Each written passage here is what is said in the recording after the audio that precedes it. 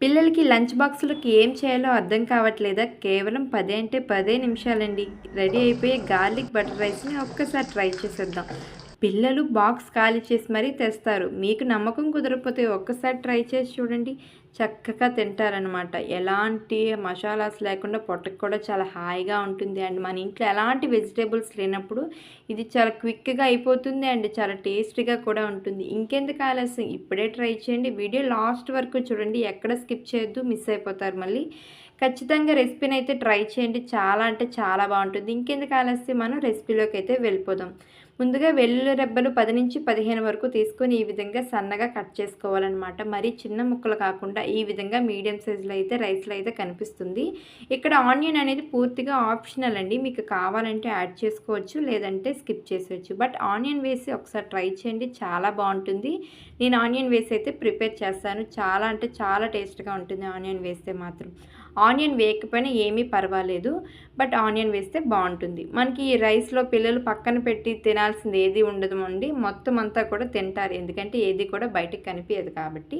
మనకి ఇక్కడ కావాల్సినవి వెల్లుల్లి రెబ్బలు, ఆనియన్, పెప్పర్ పౌడర్, రుచికి సరిపడా సాల్ట్ అండ్ బటర్ ఇక్కడ కావాలి. 1 కప్పు ఉడికించిన రైస్ తీసుకోవాలి.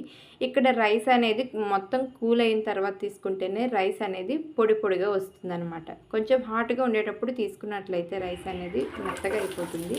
ఒక ప్యాన్ పెట్టుకుని 2 టేబుల్ స్పూన్స్ అనేది బటర్ యాడ్ చేసుకోవాలి. బాగా హీట్ అయిన తర్వాత వెల్లుల్లి పీసెస్ కట్ చేసుకున్నాం కదా, అవి బాగా గోల్డెన్ బ్రౌన్లో వచ్చేంత వరకు వెయిట్ చేయాలన్నమాట. ఇదంతా ప్రాసెస్ కూడా లో ఫ్లేమ్లోనే చేయాలి.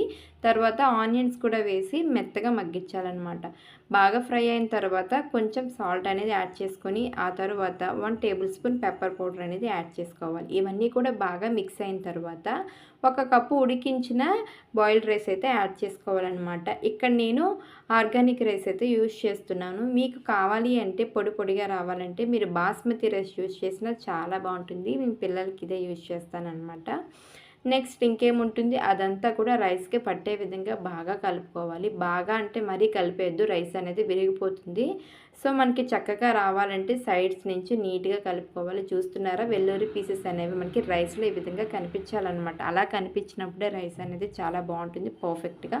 ఇంకా అయిపోయిన తర్వాత కొత్తిమీరతో గార్నిష్ చేసుకుంటే సరిపోతుంది. ఇంకా లంచ్ బాక్స్ అయితే వీటితో పాటు ఆల్టర్నేట్గా ఒక ఫ్రూట్ పెట్టినట్లయితే పిల్లలకి పర్ఫెక్ట్గా అయితే సరిపోతుంది. వాళ్ళకి పెట్టేగా కొంచెం అయితే నాకు మిగిలిందనమాట. సో అదైతే ఇప్పుడు మీకు టేస్ట్ చేసి చూపిద్దామని చెప్పి అయితే నేను టేస్ట్ చేస్తున్నాను. చాలాసార్లు అయితే తిన్నాను, బట్ ఈసారి అయితే నేను ఆనియన్ వేస్ట్ చేశాను కాబట్టి చాలా డిఫరెంట్గా వచ్చింది టేస్ట్. అండ్ చాలా బాగుందనమాట. ఇంకా ఈవినింగ్ మా పిల్లలు వచ్చిన తర్వాత అడగాలి. ఇలాంటి రెసిపీస్ మన ఛానల్లో చాలా ఉంటాయి, వస్తాయి కూడా. మీ యొక్క సపోర్ట్ అనేది ఇస్తారనుకుంటున్నాను. వీడియో నచ్చితే మాత్రం చిన్న లైక్ చేసి ఎలా ఉందో కామెంట్ చేసి సబ్స్క్రైబ్ చేయడం మర్చిపోవద్దు.